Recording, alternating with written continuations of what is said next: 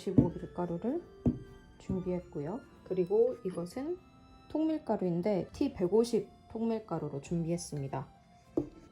밤에 섞어놓고 이렇게 준비해 주시면 됩니다. 보글보글 잘 자라 있을 때 사용하면 돼요.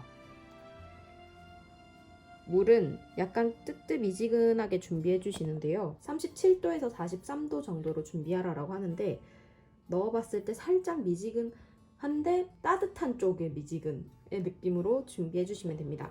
온도계가 있으시면 온도계로 측정해서 준비해 주시면 되고요. 그리고 소금, 드라이 이스트 이렇게 준비해 주시면 됩니다. 책에서는 다목적 밀가루를 쓰라고 해요. 우리나라의 중력분이랑 가깝긴 한데 중력분이나 강력분이나 둘 중에 사용하시면 되겠습니다. T150 통밀입니다. 좀 더 굵게 도정된 겁니다.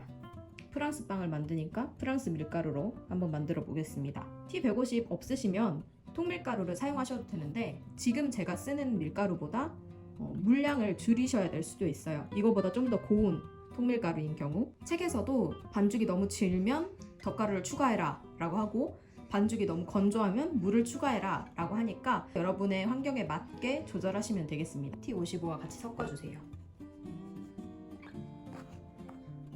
그리고 이거는 제가 키워놓은 르방인데요. 사실 책에서는 이런 리퀴드 르방을 쓰는 게 아니라 단단하게 만든 스티프 르방을 사용해요. 프랑스어로 얘기하면 르방 디흐를 사용하는데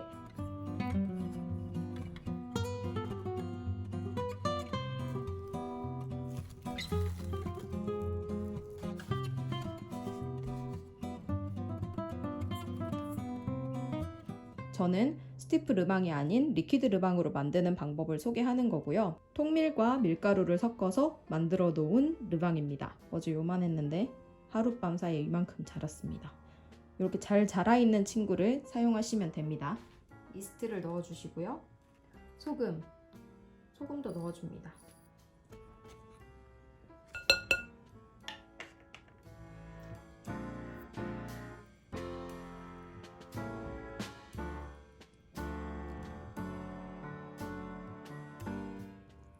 르방을 물에 잘 풀어주세요.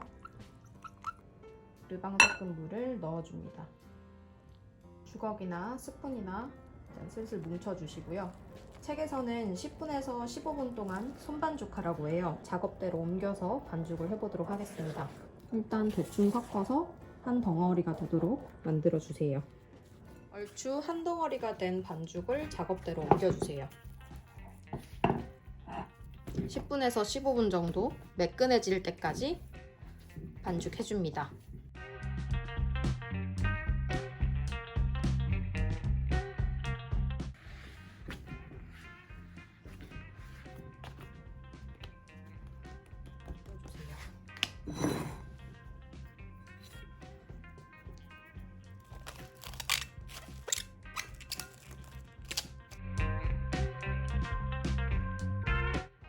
발효 바구니로 사용할 수 있는 것들이 꽤 있어요. 소개를 좀 해드리려고 합니다.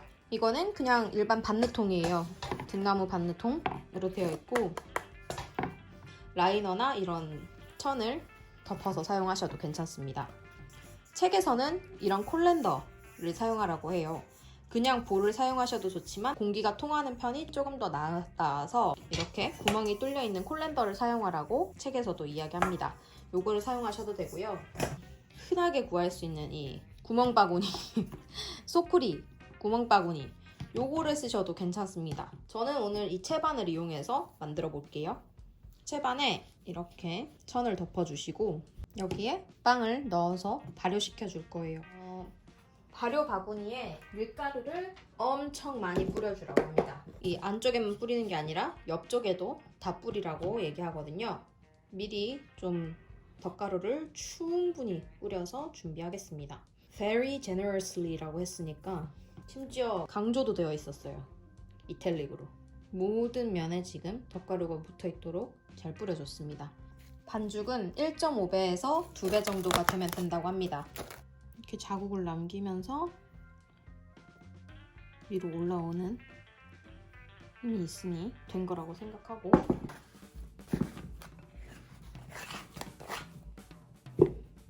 엎어주세요.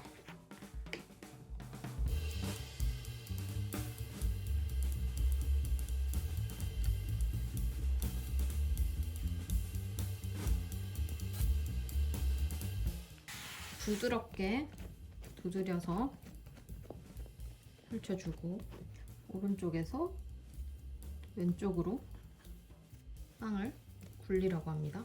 그 다음에 위와 아래를 만나게 해서 닫아주시는 거예요. 표면이 찢어지지 않을 정도로만 둥글려서 모양을 잡아주세요.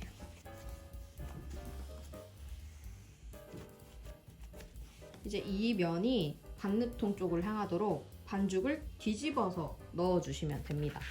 뒤집을 때는 한 번에 딱 뒤집어서 손으로 잡고 반죽통 안에 착 넣어주시면 됩니다. 이 상태로 2시간을 두라고 합니다.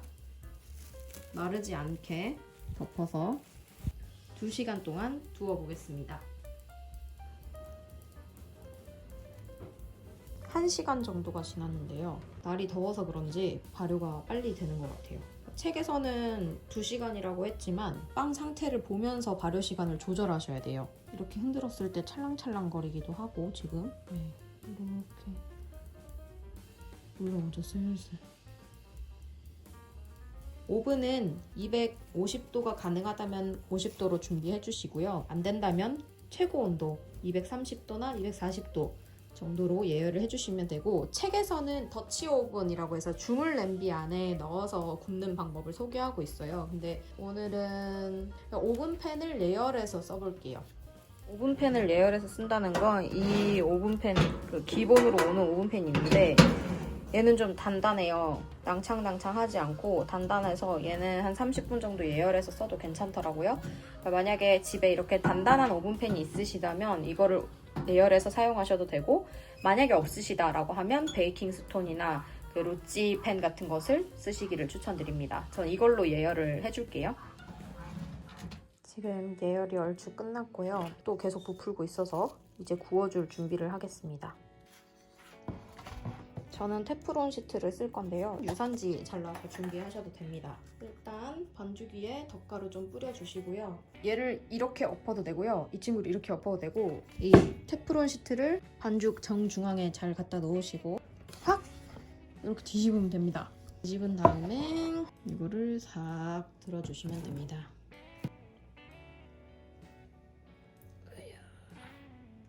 됐습니다. 반죽이 굉장히 덩실덩실거려요. 푸알란처럼 글씨를 써줄 건데요. 저는 하운이니까 H를 새겨주겠습니다. 이걸 하고는 반죽이 퍼지니까 바로 오븐에 넣으셔야 돼요. H를 한번 그려보겠습니다.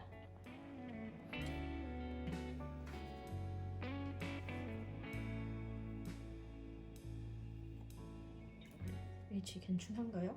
이거 바로 오븐에 넣겠습니다.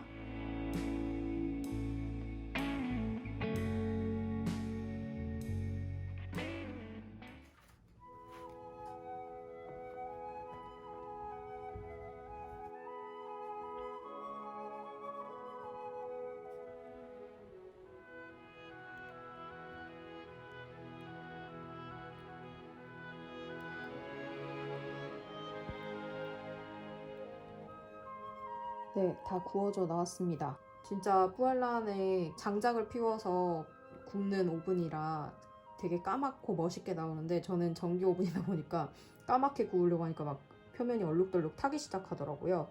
이렇게 새까맣게 굽고 싶은데 꼭 나중에 마당에 화덕을 구비하고 싶어요. 꼭 그 토끼기가 활짝 열린 빵이 아니더라도 얼마든지 맛있는 빵을 만들 수 있고요. 원하는 빵의 식감이나 빵의 맛을 내가 원하는 대로 만들 수 있는 게 더 중요한 것 같습니다. 꼭 사워도우는 토끼기가 활짝 열린 컨트리 브레드가 아니다 라는 점을 생각해 보시면 좋을 것 같습니다.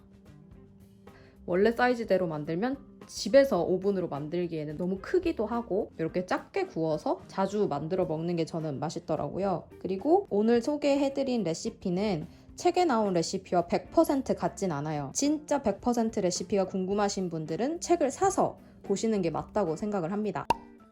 그리고 제가 여러분들한테 전달해드릴 순 없지만 지금 빵의 이 향이 미쳤습니다, 진짜. 손으로 덮어서 살짝 따뜻할 때 이렇게 싸놓으면 수분이 다 날아가지 않고 이 안에 좀 모여 있어서 좀 촉촉하게 오랫동안 보관이 가능한 것 같아요. 어제 구운 빵을 한번 잘라보겠습니다.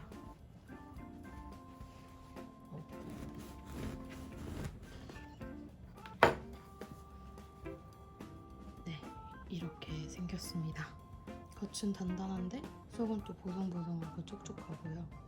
향이 진짜 좋습니다. 이 빵은 이렇게 썰어 먹는 게 아니라 이렇게 빵을 세워서 이렇게 자르라고 해요. 몇 개 한번 잘라볼게요.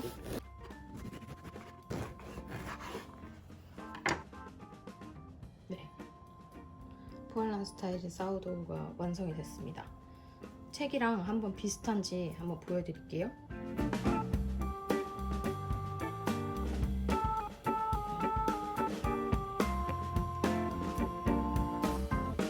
비슷하죠?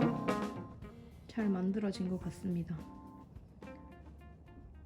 이 빵은 그냥 버터를 발라 먹어도 맛있고 치즈나 햄 같은 걸 얹어서 먹어도 맛있고요. 이래저래 곁들여 먹기가 좋아서 가끔씩 굽고 있는데요.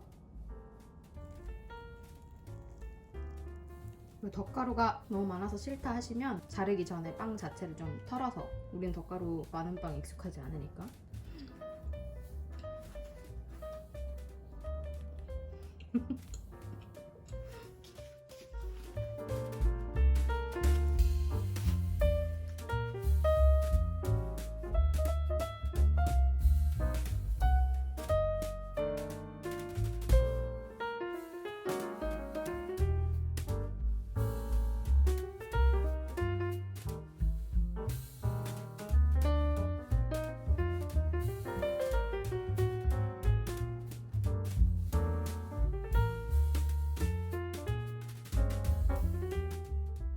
지금 빵의 이 향이 미쳤습니다. 진짜. 와, 빨리 식었으면 좋겠네요.